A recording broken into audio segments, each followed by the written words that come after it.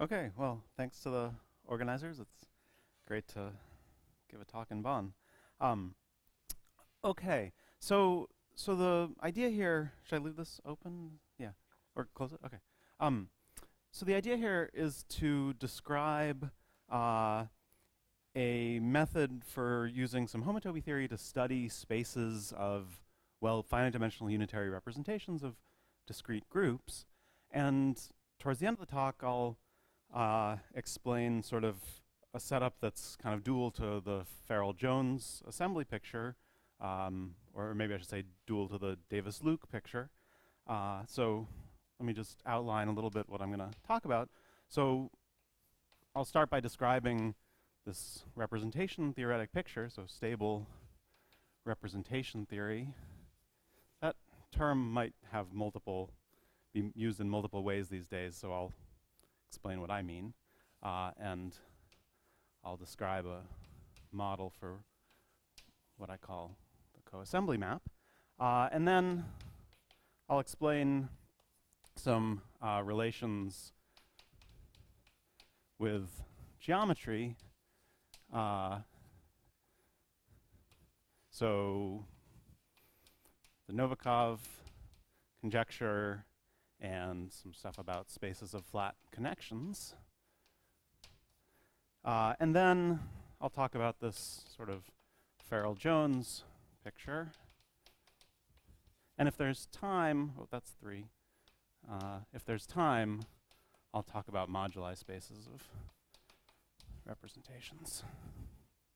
Okay, so the first part of the talk, I just want to describe what I'm trying to study. What are the objects here?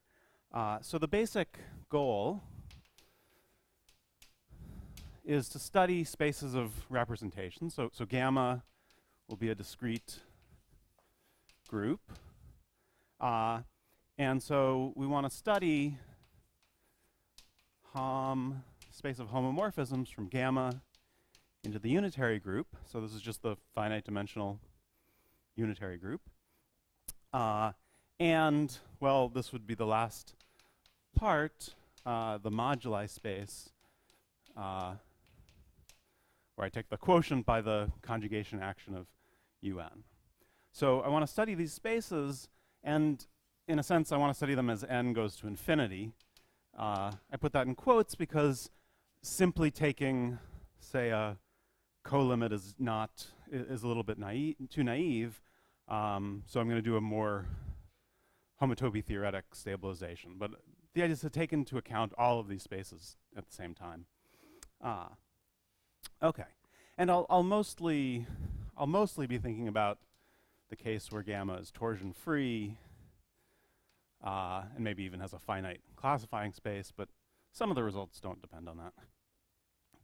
Okay, so let me give the construction. Okay, so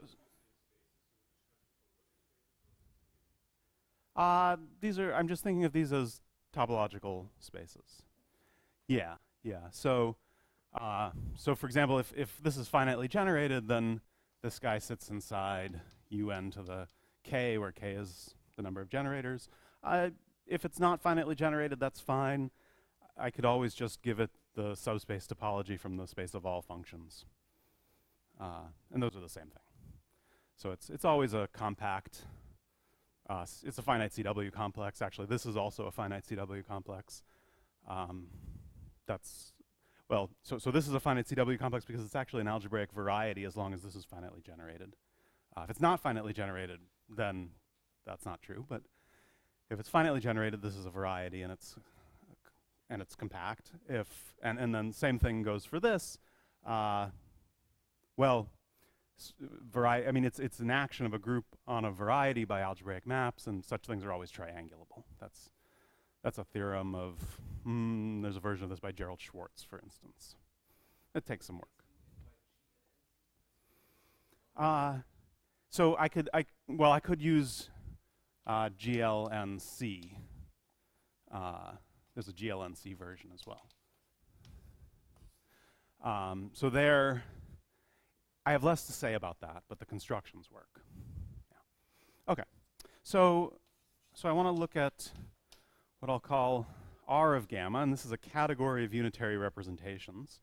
So category of UN representations. So what do I mean? It's a category internal to topological spaces. So it has both a space of morphisms and a space of objects and a space of morphisms. So the object space is, well, just all the representations.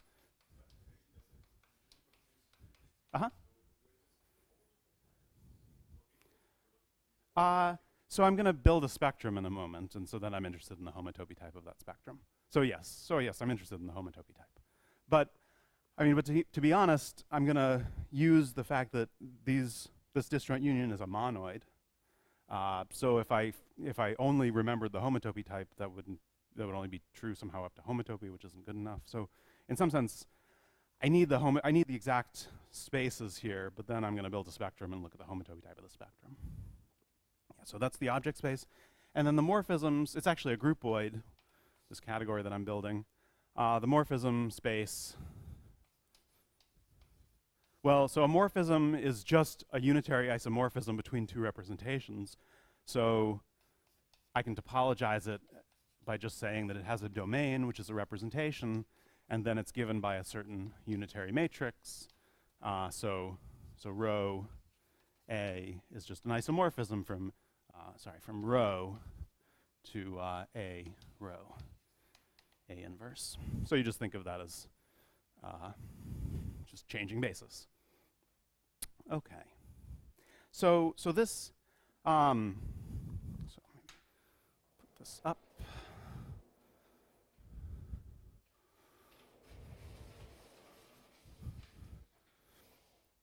Should I try to put this higher? Is it okay? It's okay? All right. All right, so this is actually, well, so it's actually a bipermutative category. Sorry. It's a bipermutative category under, well, block sum of representations and Kronecker product. So this just means take the block sum of matrices, and here I need to use some specific model for tensor product. Kronecker. There, that looks better. All right. So yeah, you just need to make some choices, and this is the right way to make those choices. So I can feed this into a K-theory machine, and then, so what's called the deformation Ktheory spectrum of gamma is the K-theory spectrum of this category. So this is a ring spectrum. So feeding this into some multiplicative infinite loop space machine.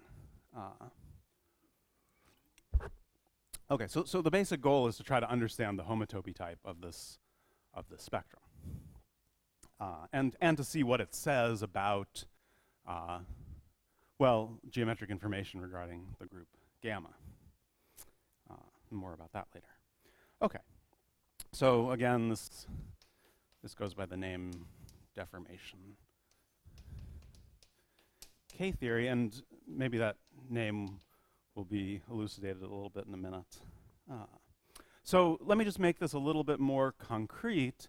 So lemma due to Tyler Lawson. So if I take this category and I take its geometric realization, it actually has a very simple form. So it's just the disjoint union over n of the homotopy orbit spaces of the representation spaces. This is not hard to see. I mean, this is actually a homeomorphism. well, you can do some sort of naive counting to see that it sort of matches up. When you look at n simplices in the classifying space of this thing, they look like a representation and then several matrices. And here, if you use canonical model for EUN, again, simplices here look like a representation and several unitary matrices. Here, there's sort of one more unitary matrix, but then you're dividing out by the unitary matrices, and so it all works out. So that's the rough idea, and you can just write down an explicit homeomorphism between these spaces. So I'll call this rep of gamma homotopy orbits. So it's a topological monoid, in fact, ringoid. It has a multiplication that's coming from this tensor product as well. Okay. So what is this coassembly business? So I want to think of this as so I'm going to view this guy as a functor from spaces to spectra. Well, what do I mean? I just mean take a space and take the spectrum, so the spectrum associated to pi 1 of x. And well, if I don't want to take base spaces here, then this should be really the fundamental groupoid, and that works just fine. But let me just be a little vague about that. So the idea is that this is some homotopy invariant functor, because it just depends on the fundamental group. And so we can try to approximate it by something that's excisive. That's the idea. So homotopy invariant, and it's a contravariant functor. Contravariant. Because I can pull back representations if I have a homomorphism of groups. So that's why coassembly is here instead of assembly. All right. So if I evaluate this functor on a point, well, then I'm evaluating it on the trivial group. And, well, what do I get when I do that? So representations of a trivial group, it's just a vector space. There's no matrix anymore. And so this really is just connective complex K-theory. And in some sense, if you want the ring version of this, this is due to May.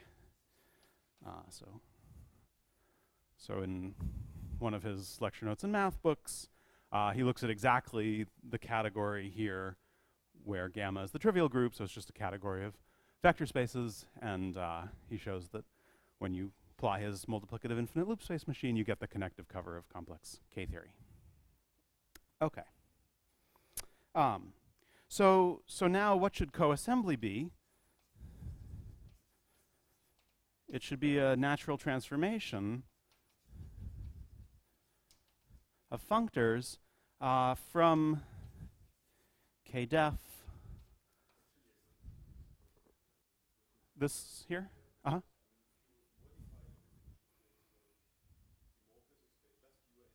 Yeah. Point. Yeah. Yeah. Yeah. Yeah. Yeah. Yeah. Yeah. So yeah, so the morphism space, the object space becomes just Z. Yeah.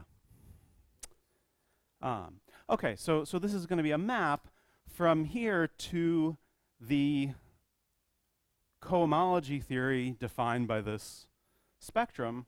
So let me just put, so I'm going to write n here for the nth homotopy group. And so this is going to map to Ku. I think I really want to write minus n here of the classifying space of gamma. So here, well, here I was saying x. I could do it for general x, but let's just take x to be b gamma. And so this is just pi n of the function spectrum from b gamma to ku. Okay, so this is the sort of thing. Maybe it is a little low. So this is the sort of thing that I want to study. Okay.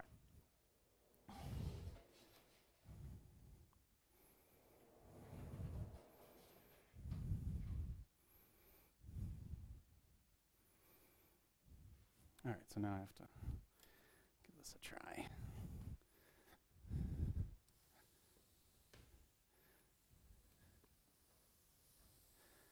All right. So I'm going to describe a particular model for this map, which is sort of very hands-on. And later in the talk, I'll describe a sort of less hands-on version. But the hands-on version is nice for actually doing calculations, so that's why I want to start with that.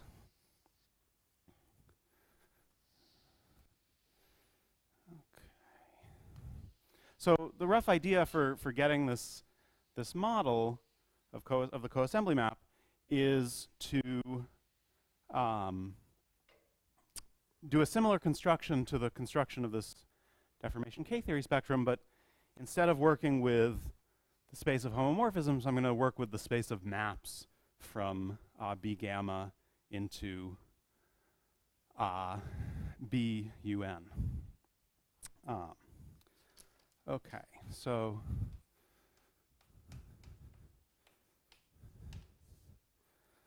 all right. So we have a monoid, disjoint union over n of all maps from base maps from X, which you might think of as B gamma, into BUN. And just like before in Lawson's lemma, I'm going to take homotopy orbits. So if I think for a minute about what this means, so UN acts on itself by conjugation, and so it acts on the classifying space, and so it acts on the mapping space. It's a well-known little exercise to check that for a particular matrix, the action on BUN is null homotopic. The map from BUN to itself is null homotopic. That does not mean that doesn't make this space just like the product of the base mapping space with BUN. It's really more like the unbased mapping space. I would love to see a proof that this is actually homotopy equivalent to the unbased mapping space, but I don't know such a proof. If X is the circle, then that's the well-known fact that the free loop space is the same as the homotopy orbit space for G acting on itself. Homotopy, the loop space, free loop space of BG is the same as the homotopy orbit space for G acting on itself by conjugation. But for other X, I don't know how to prove that statement. But anyway, this is a perfectly good thing to study. And so I can again, I'll just call this V for vector spaces or vector bundles. I think of this as like vector bundles over X somehow. Homotopy orbits. I guess I don't want to fix a number there. So this is a monoid. And actually, again, it comes from a bipermutative category. So this comes from a bipermutative category. It's the classifying space of a bipermutative category. And so there's an associated ring spectrum. So you get a ring spectrum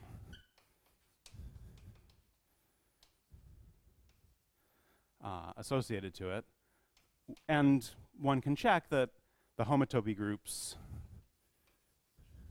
are just the complex K-theory groups. Well, the nth homotopy group is the complex K-theory in dimension negative n of the space that I start with. So let me try to just go up a little higher.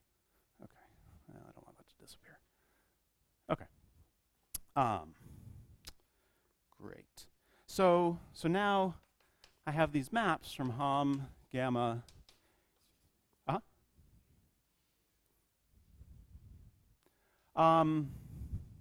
Yeah, n greater than 0. So maybe. I mean, this is the same thing if n is positive.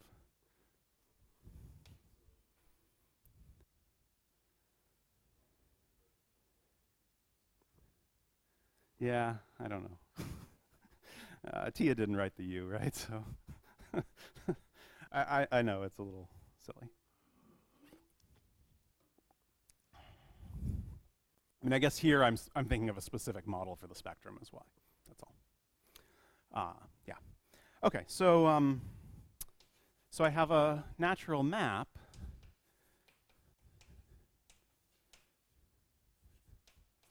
like this.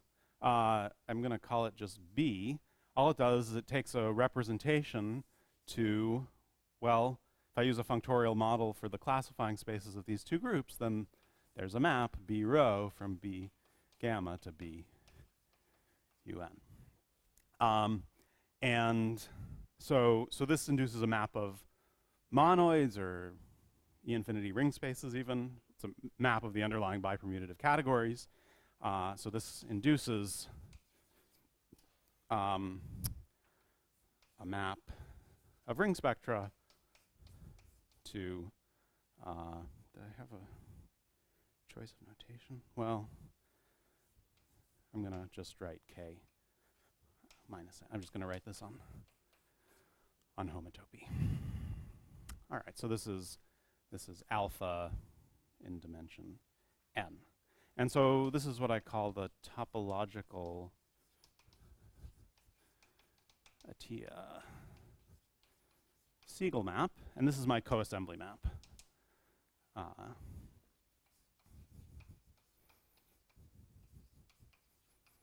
So why does it get this name? So on pi 0, the class of a representation goes to the vector bundle, the class represented by the vector bundle E rho. So E rho over B rho over B gamma is the vector bundle classified by this map B rho. It also has a very explicit model. E rho is just Cn cross E gamma, but then I mod out gamma. Somehow rho doesn't appear in that notation, but I'm taking a diagonal action where it's the covering space action on E gamma, and rho gamma acts on Cn via rho. Okay. So this is exactly the map that shows up in Atiyah and Segal's work on the completion theorem for finite groups. So that's where the name comes from. Okay. So this is the basic setup that I want to study. So now, any questions before I?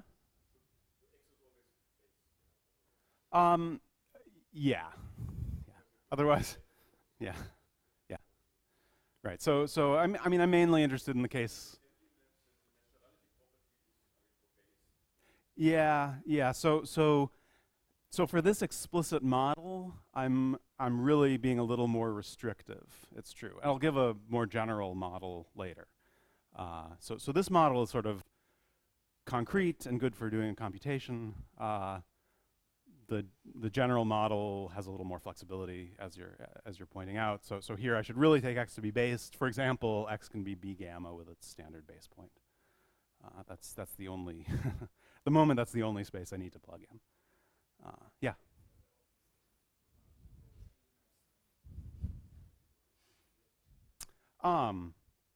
So somehow I didn't actually define this one yet. I mean, I just sort of said loosely, this is what it should be, and I'll say something more about that later. So I would love to prove that the spectrum associated to this is actually the function spectrum, but I don't know. I don't know. It's well, sure. So let me say more precisely, I'd love to prove that this is the connective cover of the function spectrum, but I don't know if that's true. I mean, I asked Peter May this, and he said, well, what he said to me was, we don't know any categorical models for, function spectra, which, I don't know either. So, so this concrete model is somehow, it's not the most general sort of theoretically defined thing you might want, but as we'll see, it's good for computation. And I'll give a more general perspective later. Okay, so, all right. So, talk about how this is sort of related to geometric stuff. So first of all, strong Novikov conjecture. So what is the strong Novikov conjecture? So gamma, discrete group, and then we have the analytical assembly.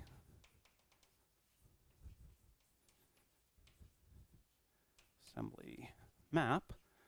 So what is this map? I guess I'll call it capital A to be different from that notation. So this goes from the K homology of B gamma to the K theory of the maximal C star algebra of gamma. So this is a space, that's an algebra, and so the up and down switch back and forth. So the left is a homology theory. Okay. So the conjecture is that A is rationally injective. Oops.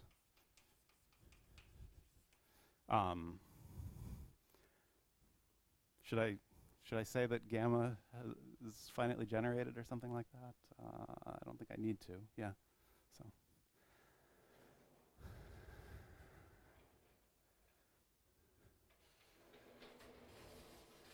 All right. So so that's the strong Novikov conjecture, and it's known to imply the classical version about homotopy invariance of higher signatures.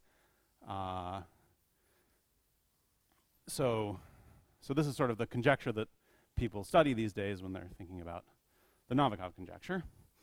And so the idea is that in some, somewhat loose way, this coassembly map is kind of dual to the analytical assembly map. And I don't mean anything terribly precise, except in practice it sort of works that way. So what happens is, to prove one way to prove injectivity of this map turns out to be to prove a surjectivity statement for the coassembly map. Okay, so theorem. So this is basically in a paper of myself together with Willette and you. We didn't phrase it in terms of the coassembly map, but it's just a slightly different setup is all.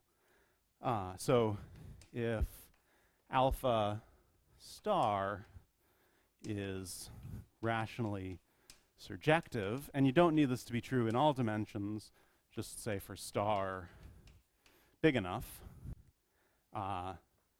then A is injective.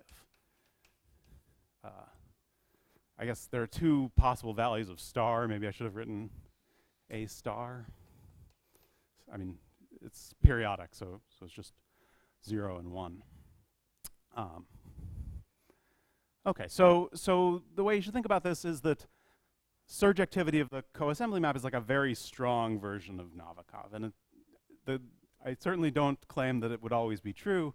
In fact, there are examples, plenty of examples where the coassembly map is not surjective. But when it is, you get the Novikov conjecture. Okay. So let me sketch just briefly the idea of the proof. Okay. So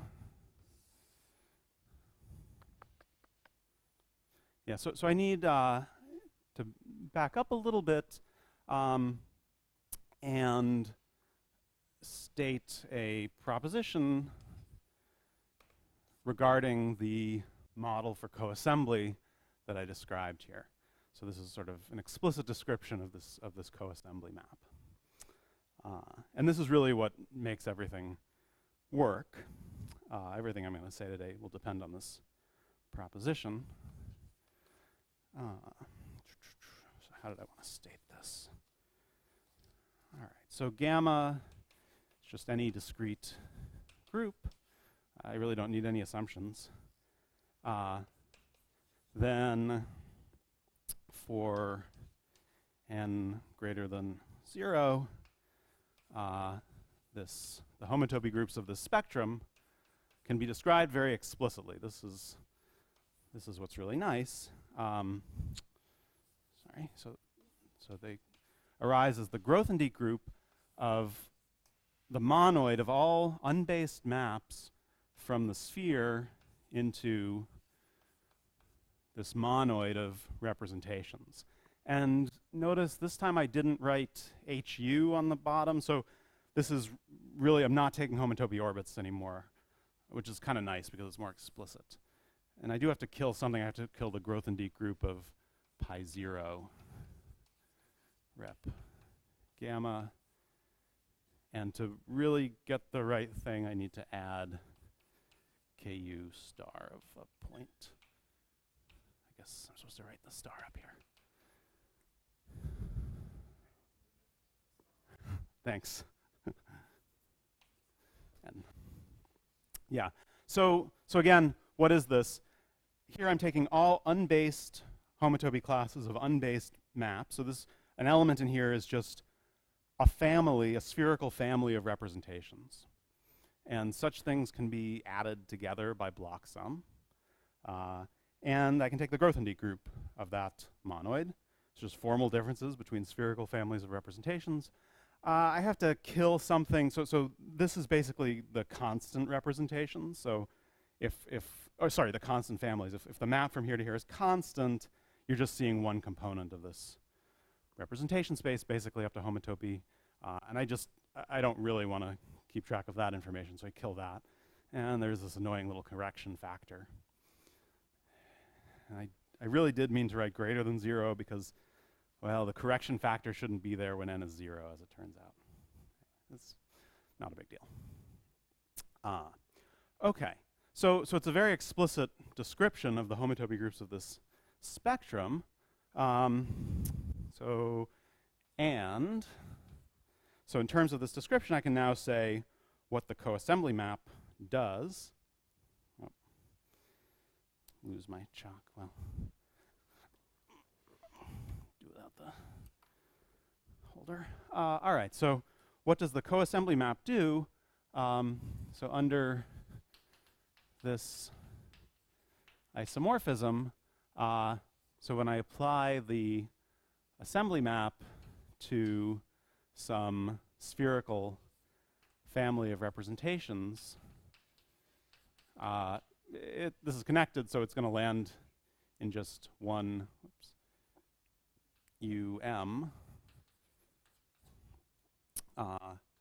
So what do I get? I get basically the vector bundle, the K-theory class represented by the bundle that I wrote before. Now this bundle, it's really a family of bundles over Sn cross B gamma. So if I restrict to some particular z in the sphere, then this bundle pulls back to just the bundle that I wrote before.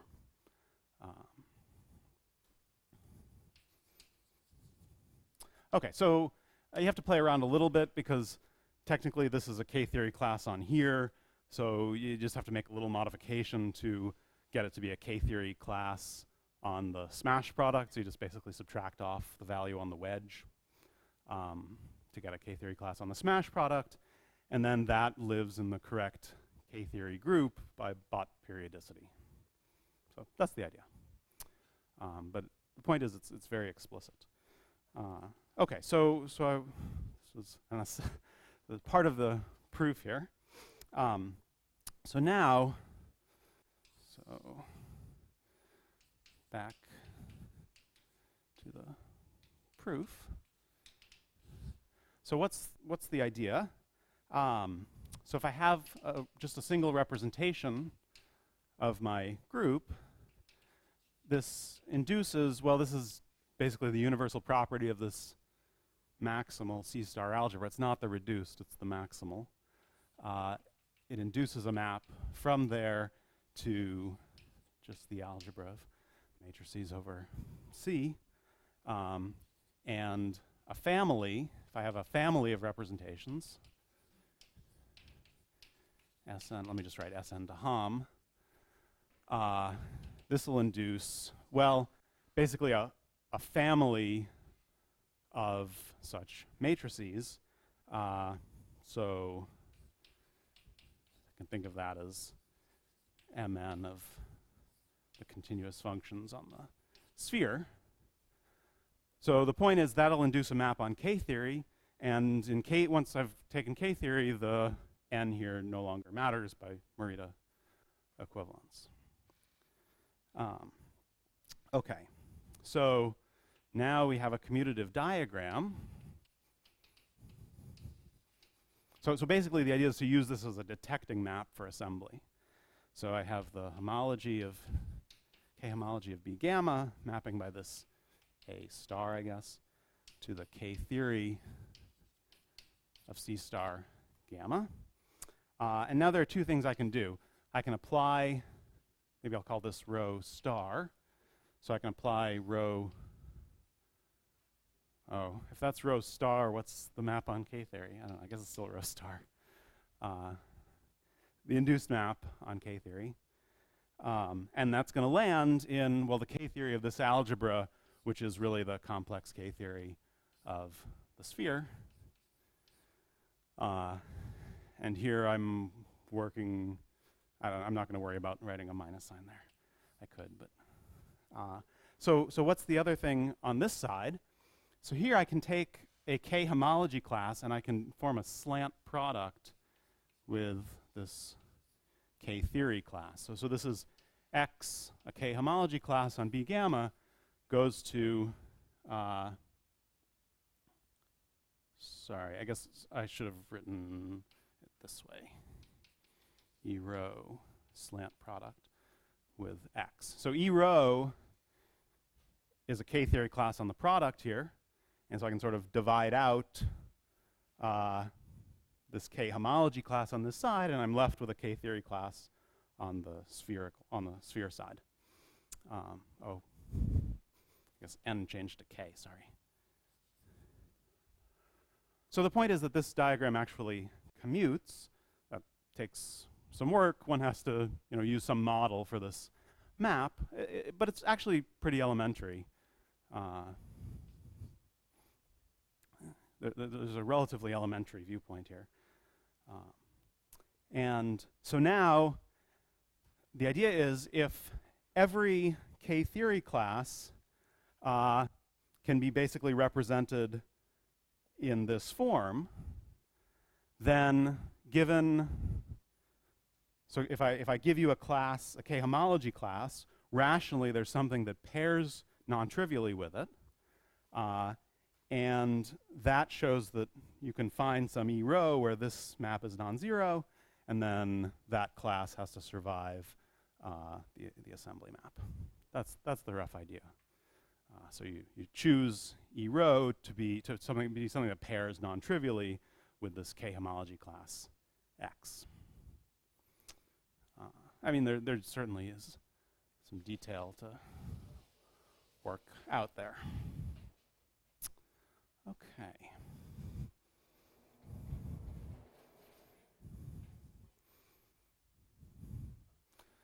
So, what? Uh-huh.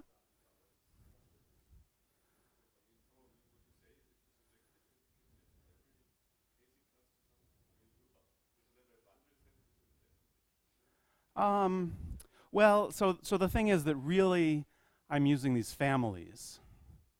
Okay, so I'm not, see, I'm only claiming that this is true once you let the dimension of the family get large.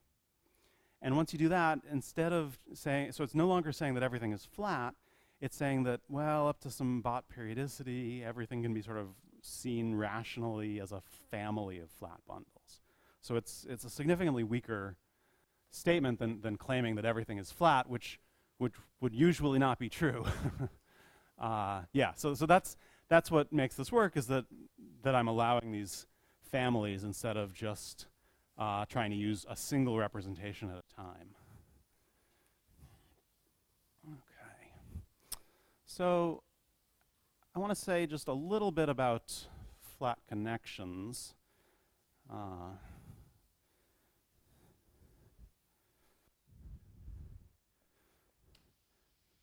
So one nice thing about this setup is that you can't really expect this map to be surjective, rationally surjective very often. I should say cases in which it is known to be. So, it got wet. Okay. So what is known about rational surjectivity of this coassembly? Well, so it's known for surface groups. Pi 1, oops, I think this got wet. Pi 1 of a Riemann surface.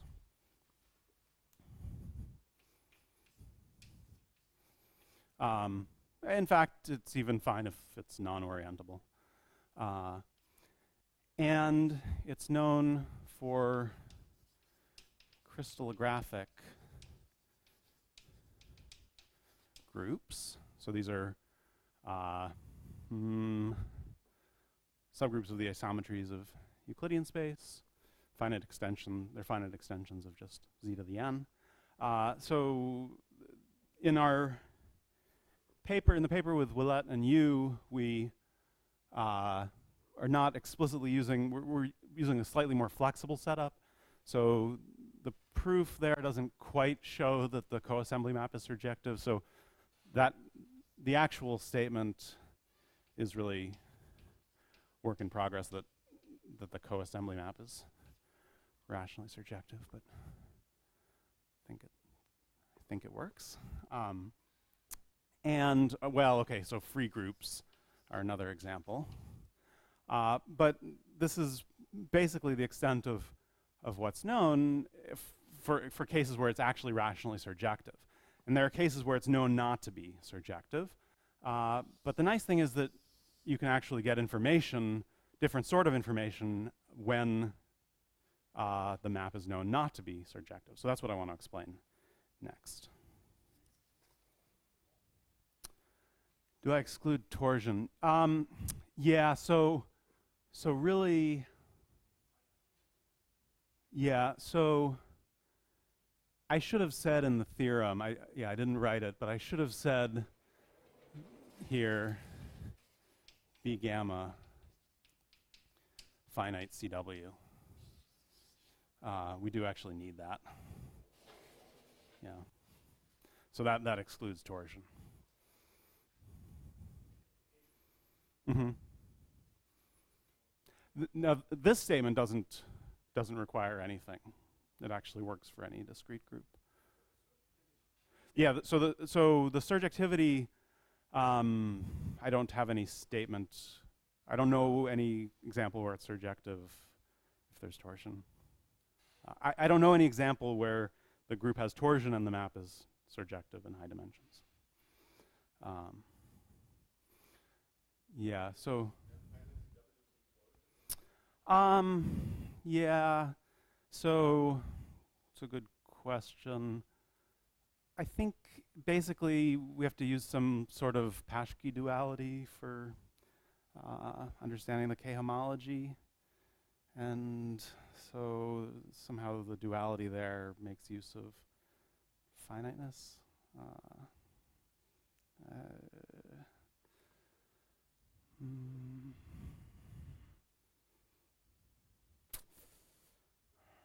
Yeah.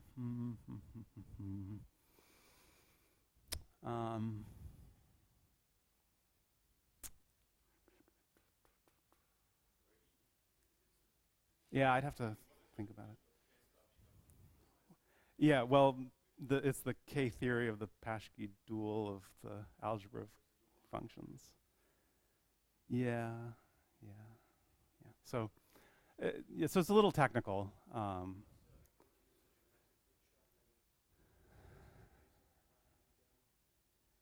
I mean, I'm not saying that it would be impossible to generalize, but pretty sure the setup that we have in the paper uses finiteness. Yeah, but I don't think I can say anything more precise at the moment. Okay, so I just want to say a little bit about flat connections. Okay. So the very rough idea is that the homotopy fiber of this assembly map is like, and I mean this is very vague. It's like taking the group completion, the homotopy group completion of the space, the monoid of all flat connections on bundles, so P over B gamma, a flat bundle. So this space, this is a space of little un valued one form, so it's a big infinite dimensional space. And so this is really kind of a nasty sort of thing to consider, and that's why this is just vague. But there's a precise version of this unstably, which it says that this is due to Tom Baird and myself. The homotopy fiber of that map B from Hom, if I fix N and I go to maps from B gamma to BUN, this homotopy fiber really is weakly equivalent to the space of flat connections on, so well, to take the homotopy fiber, I have to choose a component here. So the homotopy fiber at, well, a map here classifies a bundle, which I'll call P. So the homotopy fiber at P is the space of flat connections on P, which might be empty if that component isn't flat. If it's not in the image, then the fiber is just empty. So this is some sort of precise version unstably of this statement here, and this is good enough to prove the sort of theorems that I want to prove. So for surfaces, well, there's a long story here, which I won't really say anything about. Yang-Mills theory says that a flat of well, just a surface cross UN is highly connected. And so when you feed this statement through the machinery, this is what gives surjectivity. This is actually an equivalence for star. Well, it has to be bigger than 0. So the idea is that that's highly connected, so somehow stably it's like saying the homotopy fiber is contractible, and so this coassembly map becomes pretty close to an equivalence. And so let me give one more example. So this is an example where I'm going from some analytical information, about the space of flat connections to information about the coassembly map. There's another nice example where Heisenberg group, where the information goes the other direction. So this is the group H of integer matrices like this. So Tyler Lawson calculated the deformation K-theory of this thing, and it's huge. So it's always an infinite direct sum of copies of Z for every n greater than or equal to 0. On the other hand, the classifying space BH is just R3 mod H. This is a closed 3-manifold.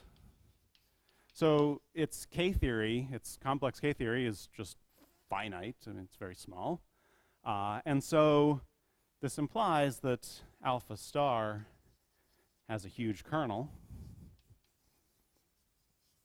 because you've got some infinitely generated thing mapping to something finitely generated along this coassembly map. And so, again, when you feed this through the machinery, well, I'm not going to try to state this precisely, but pi star of the space of flat connections on, well, BH cross UN is also, in some more or less precise sense, very large.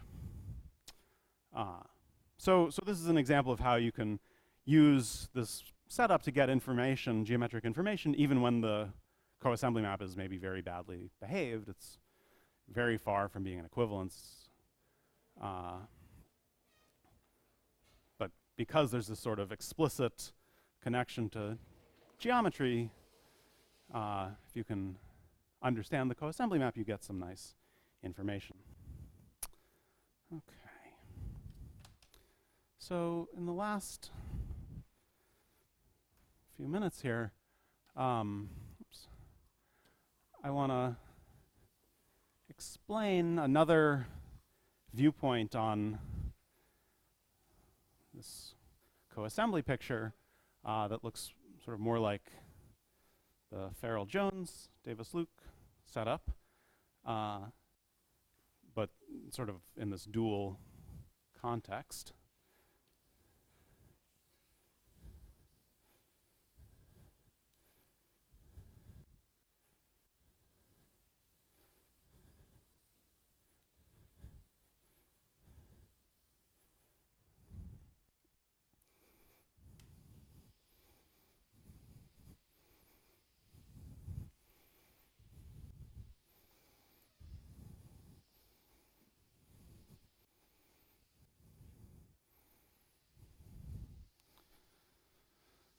All right.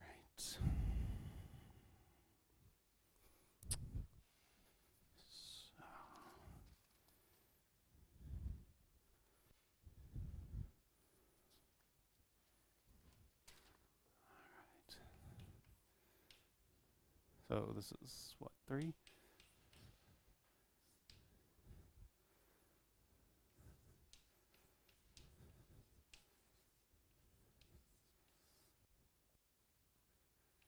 Okay.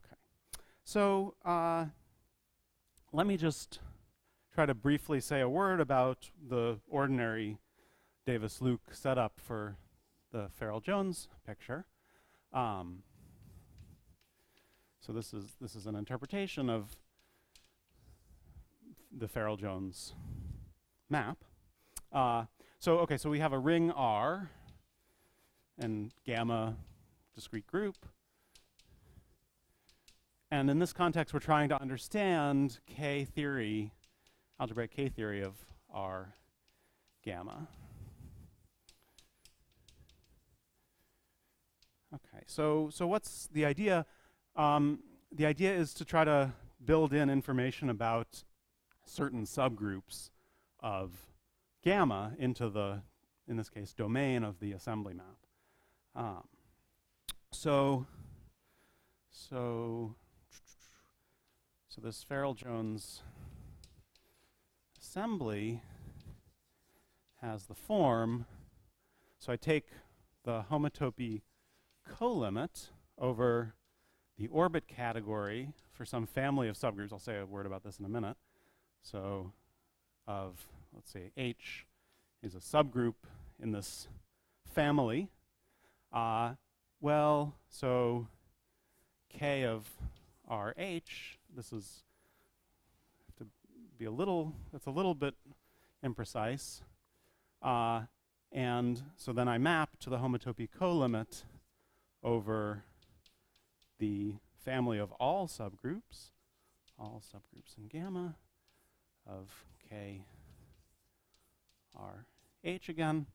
But the point is that on this side, when I take all the subgroups of gamma, and I'm taking a homotopy colimit, gamma is sort of sitting out at the end, and so this becomes the same as just the K-theory of R gamma.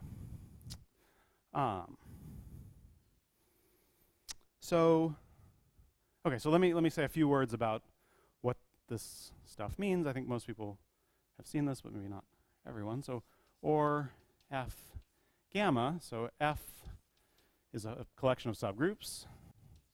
It should be closed under conjugation and under taking subgroups. Family of subgroups, and then this is a category where the objects are, well, you think of them as coset spaces, gamma mod H. So each gamma mod H is a single object, H in F, and then morphisms from gamma mod H to gamma mod K, if H and K are both in there. It's just gamma equivariant functions from here to here, where gamma is acting on the cosets from the left. So gamma maps from gamma mod H to gamma mod K. And you can really identify this. Each of these just comes from some, it's just elementary group theory, some little gamma such that gamma inverse H gamma is in K. So gamma has to, so if you just look at where the identity coset goes, it has to go to, so if H goes to gamma K, then this formula has to be satisfied. Technically, there's two elements might represent the same morphism here. So there's an equivalence relation on that set.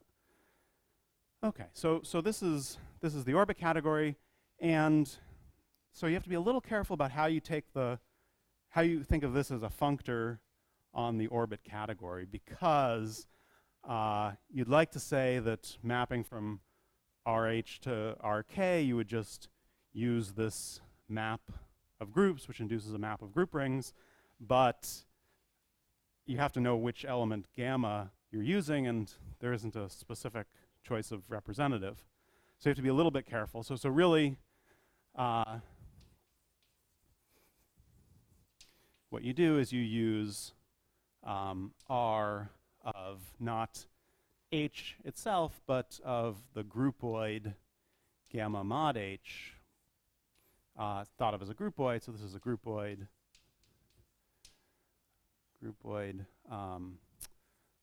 coming from the action of gamma on gamma mod H. And the automorphisms of H are just H itself.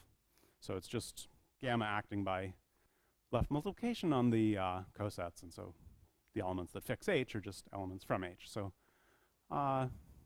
this groupoid is equivalent to just, so gamma mod H as a groupoid is equivalent as a category to just the category coming from the group H. Okay, so I should try to finish in just a minute here. So I want to explain a dual picture. So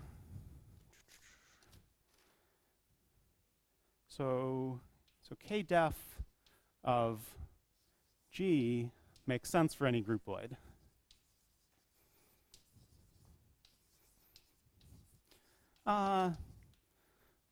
In fact, any category. A representation of a category is just a functor into the category of unitary vector spaces. Yeah, you have to put on a topology like I did before, but it's fine.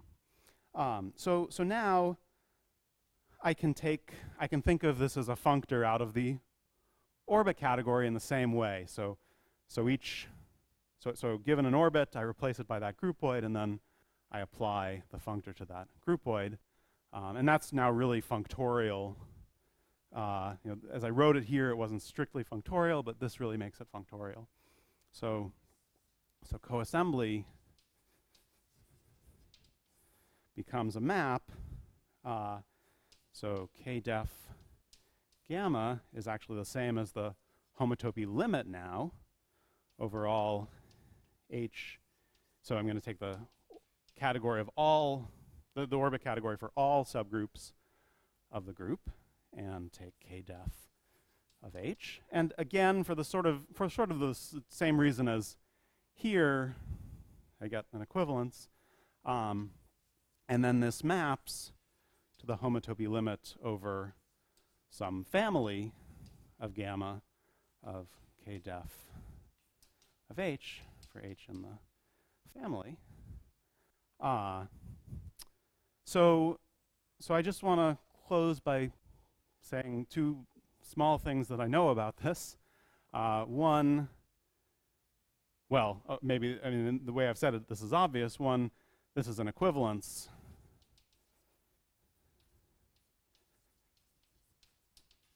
When F is all subgroups, well, that's just sort of by definition.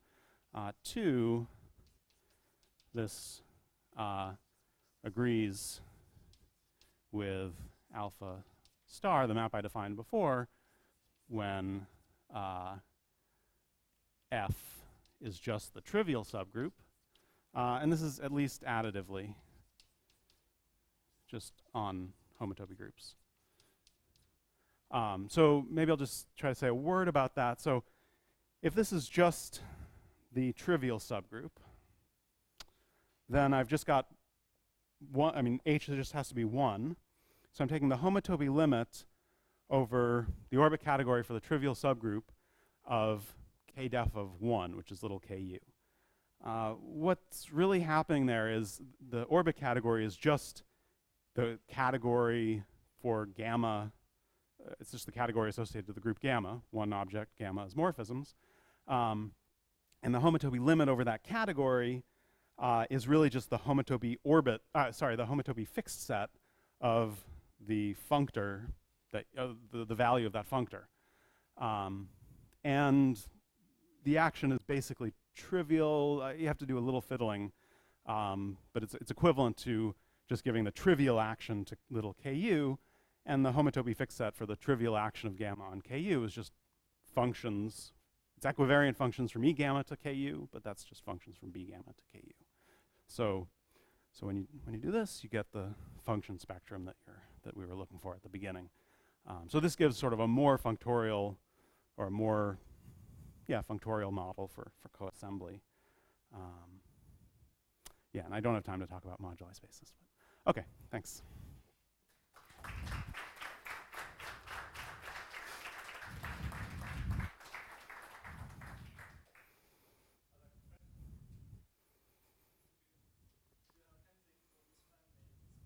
Oh, yeah, right. I mean, that's So, I mean, this is just total speculation, but my guess is that the right family to study is the family of virtually abelian subgroups.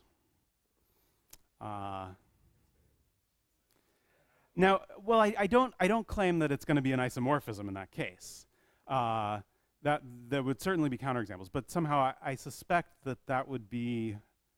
I suspect you'd get interesting things if you could prove something about that map. That's probably any family you can build in here and say something about it. Well, okay, let me say this. So geometrically, the homotopy fiber of this has something to do with flat connections. So somehow when I build in a family like this, I'd like to think of this as a vector bundle over B gamma together with connections that are flat when restricted to the subgroups in the family. So somehow if you can say something, there should be some geometry there. Yeah.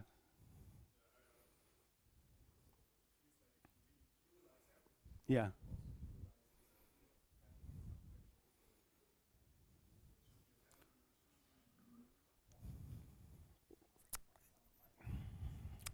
Yeah, that is a possibility.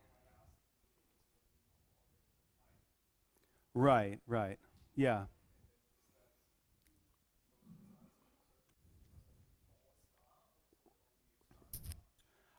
So in the surface group case, I have to exclude star equals 0. And for crystallographic groups, yeah, it's for star large. The correct bound is the rational cohomological dimension. So actually, Baird and I proved, I mean, the context was a little bit different, but basically what we proved was that the map can't be a surjection below the rational cohomological dimension of the group. So this coassembly map is never surjective in dimensions where the group has rational cohomology. That's roughly the idea.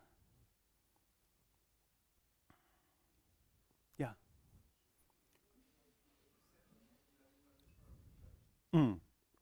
Yeah.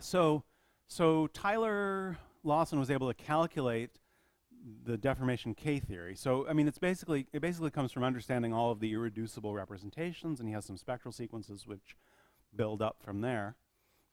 And he showed that it's always infinitely generated. And so the idea is this coassembly map goes from this infinitely generated thing to the K-theory of just some closed 3 manifold. And that thing, I think its K-theory groups are like rank 1 and 2, if I remember correctly. And so the kernel, so it has this huge kernel, and that kernel, so the idea, is it still on the board? Yeah, the idea was that that kernel looks something like the space of flat connections, maybe group completed or stabilized somehow. And so you can use that idea, I mean, that can be made precise in order to show that basically once n is large, the homotopy groups of the space of flat connections get sort of as big as you want them to be. So, they grow without bound as n goes to infinity. That's sort of the. Yeah, that's an interesting question. So you might think there's so much on the left-hand side of the map that it would be surjective, but it's not. So it's actually not surjective, which should have some interesting consequences of its own, although I need some sort of slightly better machinery to get the consequences I want. Yeah. So I can say it's not surjective, but it's hard to say exactly what's missing from the image. That's the missing piece right now.